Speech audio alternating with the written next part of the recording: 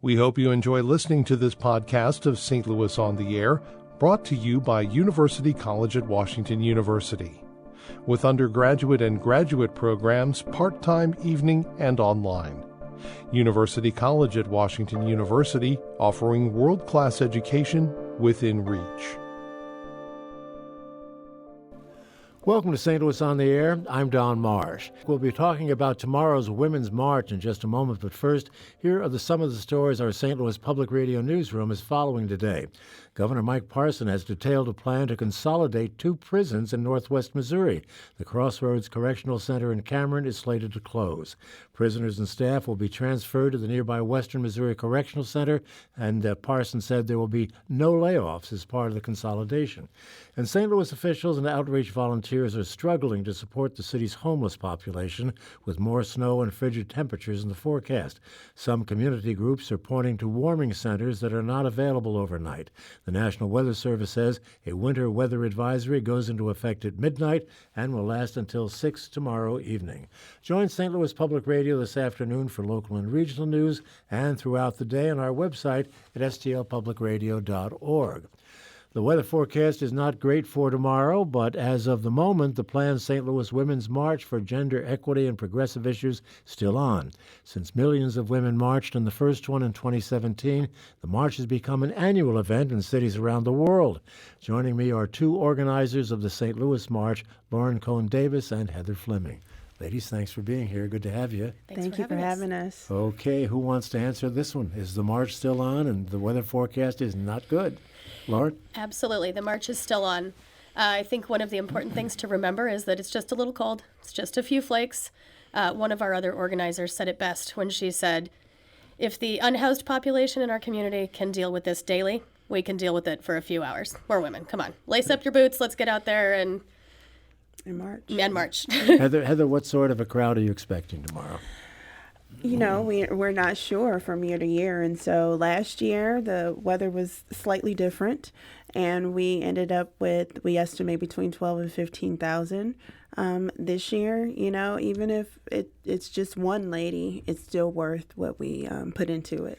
It seems to me that interest in this particular event has kind of diminished a little bit over the couple of years it's been in effect. Well, I think that, you know, everything has to change and to evolve. And right now, what we're seeing is that people are finding different ways to get involved. And this might not be their way, but we still encourage them to come out because, you know, in 2017, we marched. In 2018, we voted. And now in 2019, it's time for us to take action. And that is what the focus of this march is really taking action, doing more than just marching once a year. You have a new wrinkle, Lauren, this year, do you not? With Yes. I don't mean physically.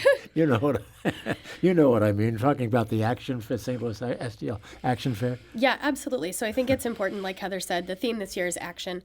And I think it's important to remember that one of the things that has come out of the original march in 17 and then the repeat last year in 18 is the feeling that grassroots change is achievable and that it is very easy. You don't have to be a professional. You don't have to be a quote-unquote activist to become an accidental activist, to find something that you're passionate about and to get out there and create change immediately. And that's exactly what we're striving to do with the Action Fair this year, to channel the inspiration that comes from the diverse group of speakers that we've got lined up, from the camaraderie of standing with 10, 15,000 other women all marching together, chanting, being united, and then to be able to connect them with nonprofits and community organizations that can help them harness that inspiration and can help them find opportunities for outreach, for further community involvement, help them find fundraising opportunities if they're looking to donate, and also even just, you know, get registered to vote, sign petitions, things like that.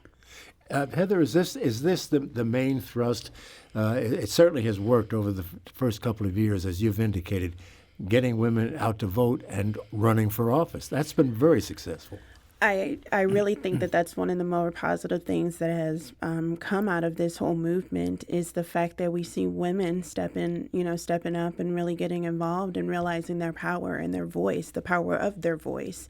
And, that's one of the biggest things that we really want to continue to not just encourage, but support in any way that we can.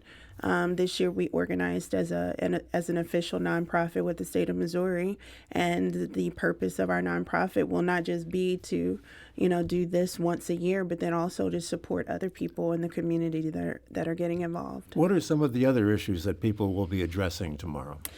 Well, we have a large variety of nonprofits who will be involved in the Action Fair that will be addressing several.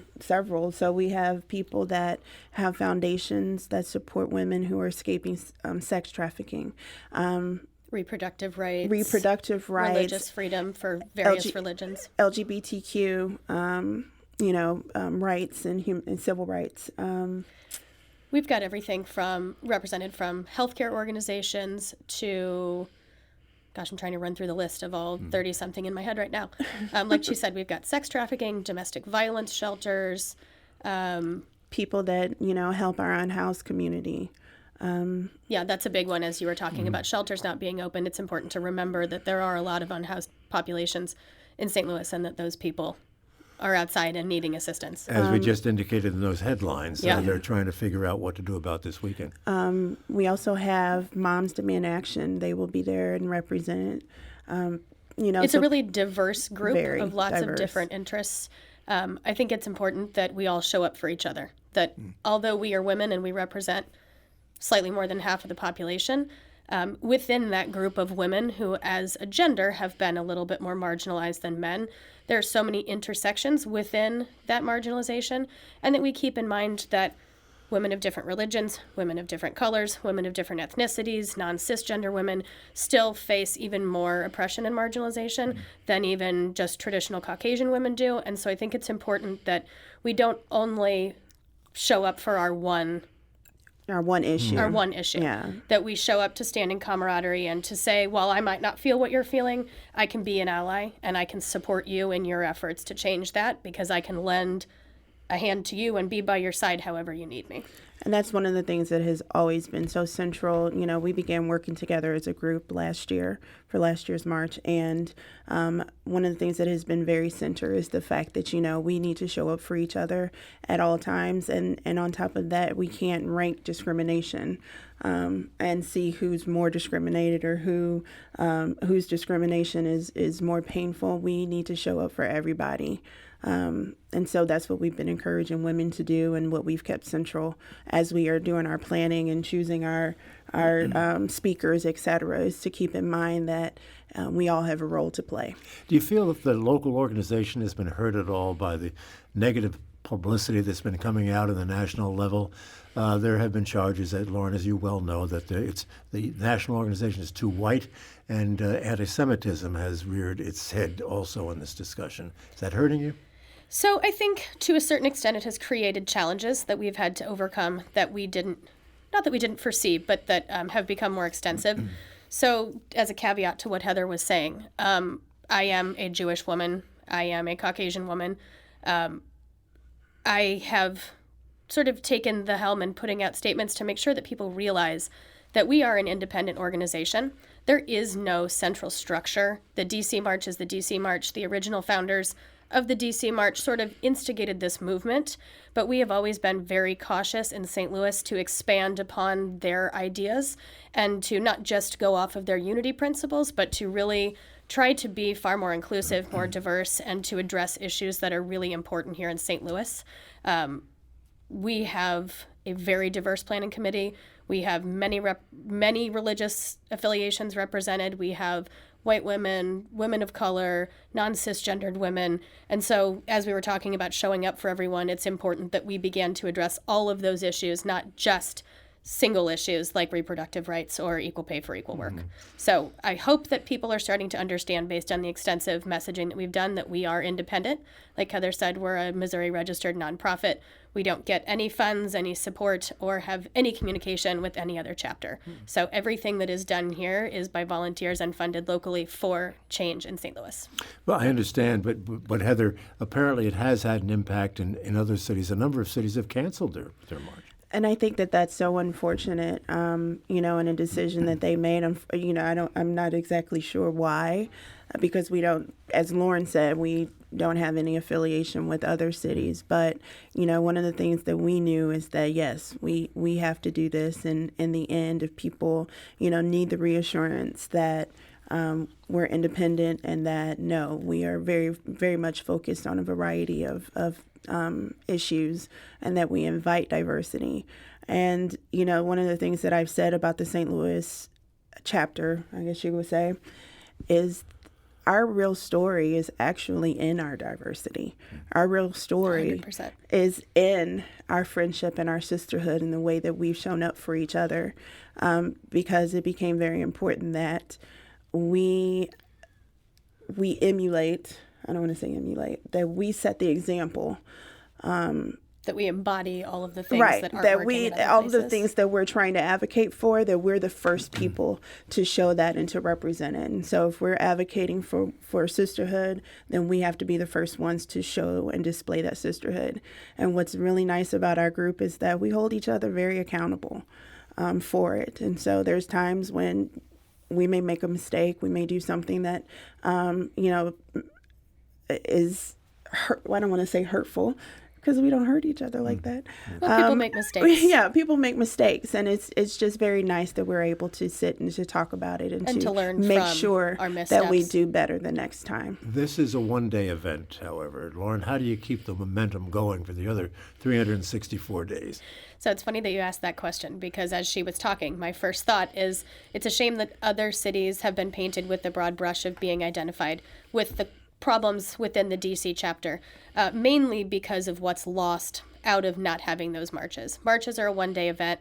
They last a couple hours, maybe a day or two of the sort of high coming off of the camaraderie, but the important thing for us is that we really turn that into action, and that's why we're doing the Action Fair this year, to create change, to inspire people that it is so easy to step out there and create change. It doesn't require much planning. It doesn't require much thought. You don't have to have a lot of money.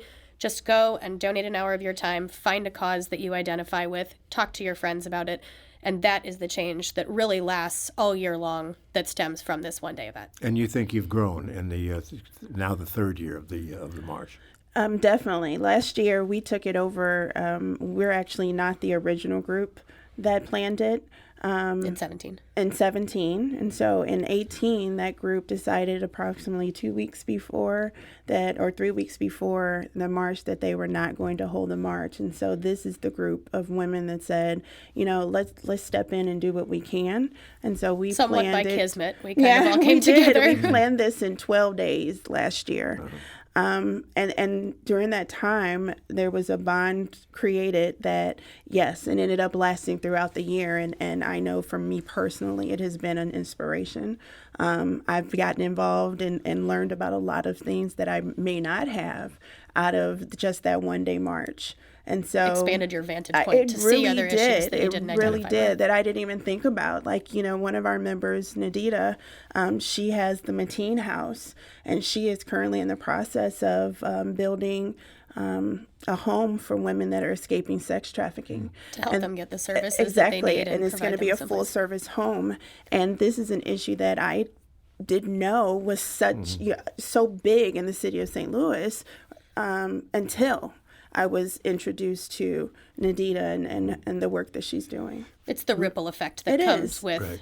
It is. We've got 2 minutes left. Let's get to the nuts and bolts of this thing. Sir. It's when and where. We know it's tomorrow, but Yes. where can women come and what accommodations they have for parking and for setting up this whole march? Well, logistically, we're going to begin in Allo Park, across from Union Station, and so there will be some streets that are blocked off. It's at 10 o'clock tomorrow. At Is that 10 o'clock correct? tomorrow. Programming starts at 10 o'clock tomorrow in Allo.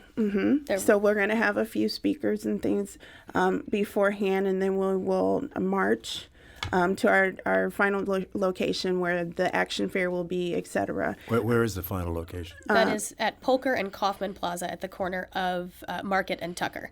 Yes. So the Action Fair will be there. The speakers will be there.